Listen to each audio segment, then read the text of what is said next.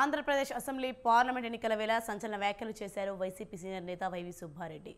ఉమ్మడి రాజధానిగా హైదరాబాద్ను మరికొంత కాలం పాటు కొనసాగించాలని ఆయన వ్యాఖ్యానించడం ఇప్పుడు ఏపీలోనే కాదు, తెలంగాణ రాజకీయాల్లోనూ హాట్ టాపిక్గా మారింది. ఓవైపు జూన్తో ఉమ్మడి రాజధాని గడువు ముగుస్తున్న వేళ, మరోవైపు సార్వత్రిక ఎన్నికలు ముంచుకొస్తున్న సమయంలో సుబ్బారెడ్డి చేసిన వ్యాఖ్యల వెనుక మర్మం ఏంటి?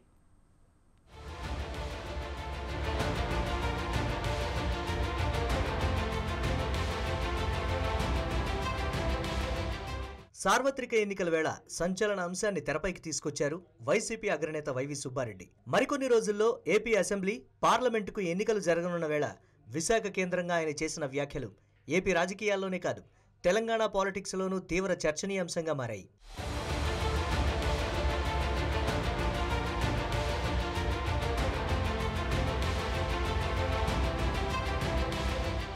ఓవైపు రానున్న ఎన్నికల్లో రాజధాని వ్యవహారం ప్రధాన ప్రచారాంశంగా మారుతుందన్న వాదన జోరుగా సాగుతున్న వేళ, విశాఖపట్నంలో పరిపాలనా రాజధాని ఏర్పాటయ్యే వరకు ఉమ్మడి రాజధానిగా హైదరాబాద్ను మరికొంతకాలం కొనసాగించాలన్న వాదనను తెరపైకి తీసుకొచ్చారు వైవి సుబ్బారెడ్డి. ప్రస్తుతం ఆంధ్రప్రదేశ్లో రాజధాని నిర్మాణం చేపట్టే పరిస్థితులు లేవని, ఇందుకు సంబంధించిన వాస్తవ పరిస్థితులను రాజ్యసభలో ప్రస్తావిస్తామన్నారు వైవి. అంతేకాదు, ఉమ్మడి రాజధాని కోసం కేంద్రంపై ఒత్తిడి తీసుకొస్తామని ఆయన చెప్పడంతో ఇప్పుడు అందరి దృష్టి దీనిపైనే నెలకొంది. విభజన 2014 విభజన జరిగినప్పుడు రాజధానిగా, ఉమ్మడి రాజధానిగా 10 సంవత్సరాలు హైదరాబాదును పెట్టారు.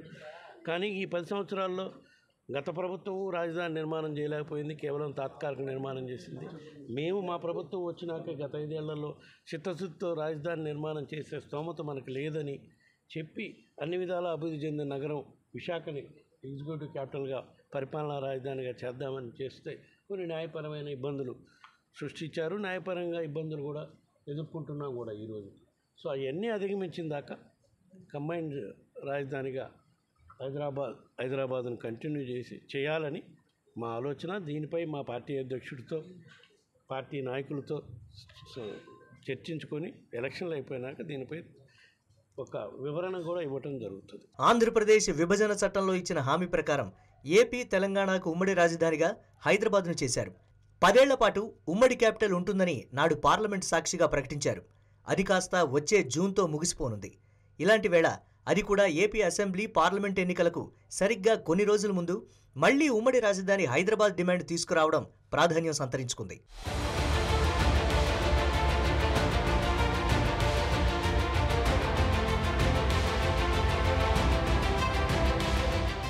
వైసీపీ నేత సుబ్బారెడ్డి తీసుకొచ్చిన ఉమ్మడి రాజధాని అంశంపై స్పందించారు పార్టీకి చెందిన మరో మంత్రి పెద్దిరెడ్డి. ఈ డిమాండ్ కేవలం సుబ్బారెడ్డి వ్యక్తిగతమని, పార్టీకి సంబంధం లేదని చెప్పుకొచ్చారు. అయితే వైవి సుబ్బారెడ్డి స్వయానా జగన్కు బంధువు, పార్టీలో సీఎంకు అత్యంత దగ్గరగా మెలిగే వ్యక్తుల్లోనూ కీలకమైన వారు.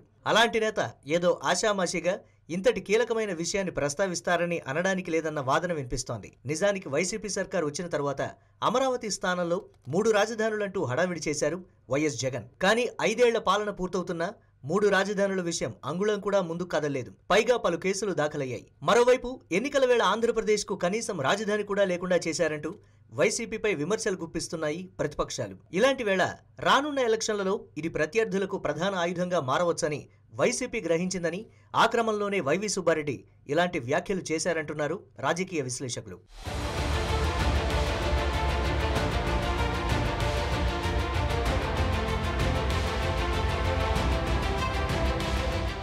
ఏదేమైనా వైవి సుబ్బారెడ్డి చేసిన వ్యాఖ్యలతో హైదరాబాద్ ఉమ్మడి రాజధాని విషయం మరోసారి చర్చకు వచ్చినట్లయింది. మరి ఈ విషయంలో ఏపీ ప్రతిపక్ష పార్టీలు, తెలంగాణ నేతలు, అలాగే కమలనాథులు ఎలా స్పందిస్తారన్నది చూడాలి.